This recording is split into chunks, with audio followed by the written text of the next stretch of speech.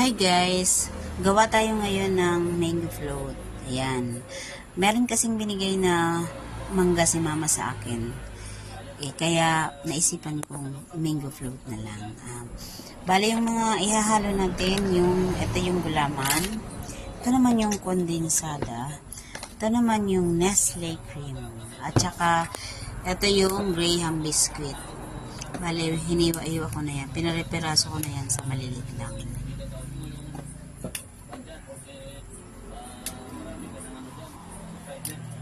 Bale, yung Graham biscuit, yung ginamit ko lang dyan is mga 9 pieces lang. Konti lang. Tapos yung mangga, mga 2 peraso yan. Okay, nagpakulo na ako ng tubig. Okay, ito yung bowl na ating gagamitin sa ating mango float. Ayan, kumulo na yung tubig. Ilalagay na natin dito yung pinakulong tubig. Okay, lagay na natin. Sinukat ko pala guys yung tubig. Kalahating half cup lang. And then, ilalagay na natin yung gulaman powder. Lahat.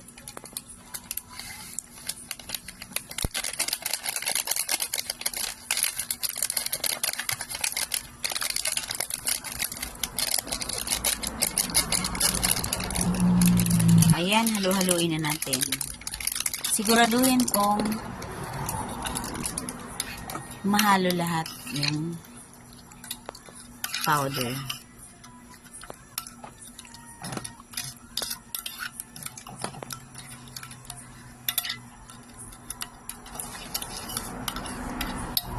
Okay, lagay na natin yung kondensada. Kunin natin ang lagay na din natin yung Nestle cream.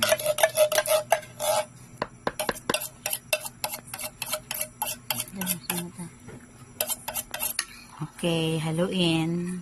Haluin natin ng mabuti. Ayan. Sige.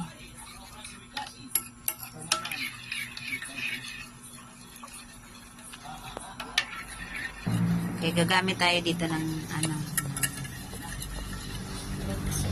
mixer para ma-mix talaga lahat.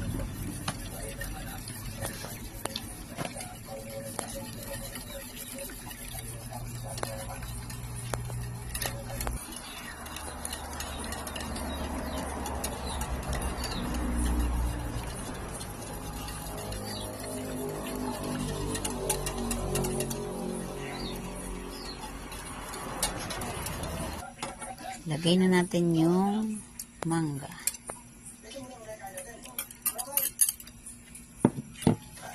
Yan, parang ang sarap na.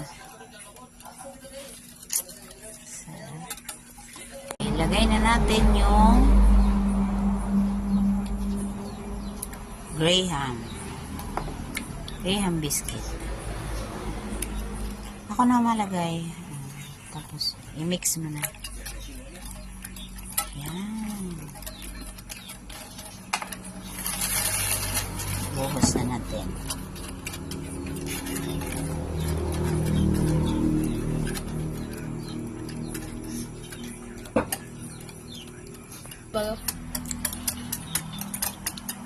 Sarap na. Kinover na natin ng foil paper. Ayan. Para hindi siya malagyan ng tubig o kaya kahit ano doon sa ref. Ready na para ilagay sa ref. Palamigin muna natin ito ng mga ilang minuto and then maya-maya tingnan natin kung okay na.